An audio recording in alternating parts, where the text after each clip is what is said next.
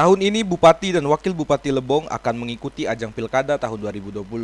Maka dari itu mereka mengajukan cuti atau meninggalkan kerja untuk sementara waktu, yang akan dimulai sekitar tanggal 26 September hingga 5 Desember mendatang. Sementara itu, Pemkab Lebong sudah mengirim surat ke Gubernur mengenai ajuan cuti Bupati dan Wakil Bupati Lebong.